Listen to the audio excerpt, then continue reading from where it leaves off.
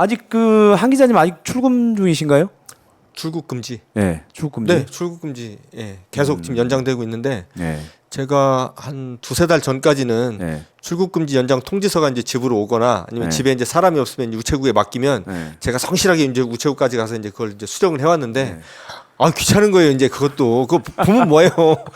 제가 한 두세 달 전부터는 저희 집 앞에 이제 붙어 있어요. 집에 사람이 없어서 우체국에다가 맡겨놨다. 이게 보면 뭐 법무부에서 날라온 거면 뭐 출국 통지겠죠. 이제 아예 수령을 안 하고 있는데 네. 뭐 출국 금지는 계속 이제 걸려 있는. 아니 그러니까 온라인으로도 확인 가능하더라고요 보니까. 아 귀찮아요. 이거 보면 뭐 하겠어요. 어차피 나가지도 못하는 거. 아니 최근에 그리고 제가 출국 금지 그러니까 뭐지 제가 이 얘기 좀 해도 되는지 모르겠어요. 예. 제가 이제 그 뉴스타파에서 주로 하는 일이 이제 여러 가지가 있는데 그냥 매년 루틴하게 제가 하는 일이 매년 5월달이 되면 제가 이제 5.18 기획을 해요. 제가 네. 이제 저희 뉴스타파가 2019년 20년부터 전두환 프로젝트라는 맞아요. 이름으로 이제 저희가 네. 계속 해왔고 그걸 이제 제가 이제 그 팀장으로 이제 제가 계속 진행을 해왔단 말이에요. 그래서 이제 특히 저희가 몇 년 전부터는 일본 외무성에 남아 있는 5.18 관련된 기록들을 계속 발굴해서 저희가 보도를 하고 있는데 출국 금지가 걸려서 제가 이제 일본을 나갈 수가 없지 않습니까? 예. 이제 이 일본에서 정보 공개가 계속 순차적으로 이제 되고 있어서 올해도 초에 이제 나가서 그거를 좀 가지고 와야 되는 상황이어서 제가 이제 출국 금지를 좀 풀어달라고 제가 소송을 좀 냈었어요 올 초에. 아. 예, 제가 이 말씀 안 드렸었나요? 네, 아니요, 네. 아니요. 내가 얘기를 들어서 알고 제가 있습니다. 소송을 제가 냈어요. 근데 제가 졌거든요. 근데 제가 이제 소송을 냈어요. 근데 낸 이유가 내가 전두환 프로젝트를 해야 되는데 일본 외무성에 가서 제 자료를 받아와야 된다. 2박 3일 정도면 된다.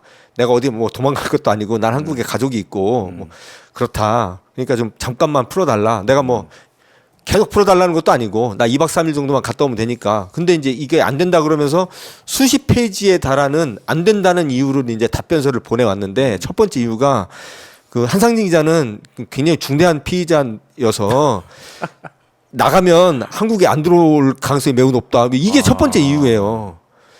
이야, 그렇게 판단한 것도 놀랍네요. 그러니까요. 근데 이제 문제는 이제 저는 영어도 못하고 일본어도 못하고 전 나가면 이제 밥도 못 먹습니다. 근데 저는 이제 그걸 보는데 아니 어떻게 대한민국에서 그래도 기자 생활을 하고 있는 사람이고 제가 지금 나이 50이 넘게 먹도록 해외에 거주해 본 적이 없고 제가 그리고 이런 정도 사건을 피하겠다고 해외로 도주를 하겠다라는 생각을 하는 것도 이게 정신병자 아닌 바에는 불가능한 일이잖아요. 근데 어떻게 저런 식의 주장을 법정에다가 버젓이 저렇게 내는지 전 너무 이해가 안 되더라고요.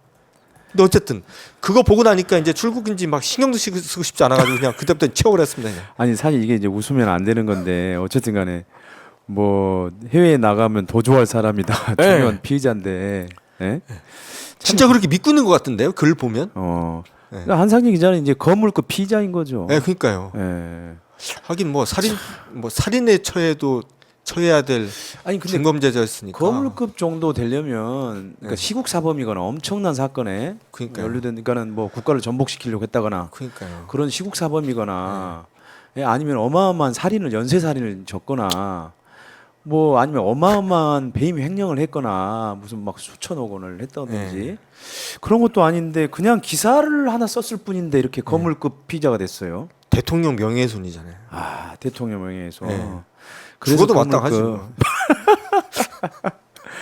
아니 근데 제가 아는 검사 출신한테 물어보니까 네. 그러니까 이제 일본 그런 5.18 관련 취재를 한다라고 검사하고 이렇게 약간 쇼부를 치면 네. 그러니까 우리가 시쳇말로 하면 쇼부를 치면 잘 협의를 하면 네. 들어줄 수도 있다. 출금을 잠시 풀어줄 수도 있다고 그렇게 얘기하던데. 아니 저도 그렇게 당연히 전 이거 내면 2박 3일 정도는 당연히 풀어줄 거라고 그러니까요. 거의 99% 확신을 하고 냈어요. 네, 근데 답변서가 딱 온 걸 읽고 나서 제가 너무 놀래가지고 이 답변서에 보니까 그냥 딱 그 프레임이에요. 뭐 대통령 후보 윤석열을 명예훼손하기 위한 목적으로 원래 뭐 비방 목적을 뭐 마음속에 깊이 품고 있다가 이걸 보도했고 이런 식의 뭐 이거는 뭐 쳐죽여도 시원찮을 인간이고 거기다가 뭐 이런 내용도 있던데요. 제가 지난 10여 년 동안 저도 이제 기자 생활을 계속 해왔으니까 해외 출장도 다니고 뭐 여러 번 했을 거 아닙니까? 저도 이제 가족이 있으니까 해외여행도 이제 가본 적이 있고 몇 번 갔을 거 아니에요. 대한민국 사람들 누구나 그렇게 살잖아요.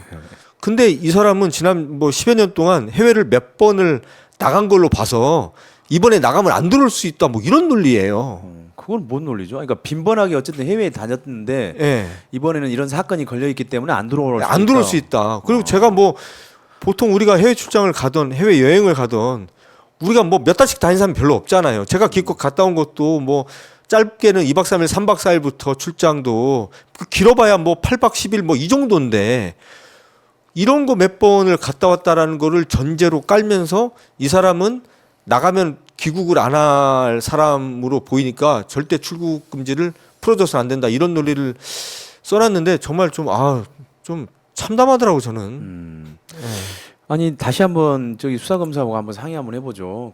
아니 5.18 관련 중요한 예. 그 일본 측 정보 공개가 있으니 그것만 가지고 돌아오겠다. 언제까지 돌아오겠다. 그럼 그때까지만 출금을 해제해다오. 라고 다시 한번 협의를 좀 해보면 어때요? 아니 별로 그럴 생각 없고. 그럴 생각 없어요? 어차피 뭐 제가 죽든지 그쪽이 죽든지 둘 중에 하나 이제 죽으면 끝날 문제니까 이거 법정에서 빨리 만났으면 좋겠어요. 내가 봐서는 어쨌든 검찰이 한 건 했습니다. 반가이 하려면 예. 출금을 일시 해제해줘야 될 것 같은데. 참 웃을 일이 아닌데 저희가 웃게 됩니다. 어쨌든 사실 검찰이 지금 수사한 지도 지금 9개월이 넘어가고 그다음에 뭐 한 기자를 비롯해가지고 뉴스타파 기자들에 대한 출금이 계속 연장이 되고 있어요. 예, 뭐 뉴스버스의 그 대표 기자도 마찬가지로 지금 네네. 그렇게 돼 있죠. 그러니까 검찰이 좀 수사를 신속하게 하고 마무리하는 것도 중요할 것 같습니다. 뭐 본인들이 생각하는 프레임에 대한 범죄 혐의에 대한 증거들을 얼만큼 뒷받침하게 수집을 했는지는 알 수는 없겠지만 좀 빨리 그걸 했으면 좋을 것 같고요.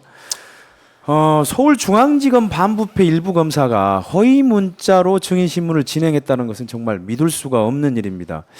이거는 거의 뭐 막가파라는 단어로도 부족할 것 같은데요. 옛말에 뿌리는 대로 거두리라는 말이 있습니다. 자, 오늘은 여기까지 하도록 하겠습니다. 고맙습니다. 한 기자님 나와주셔서 고맙습니다. 감사합니다.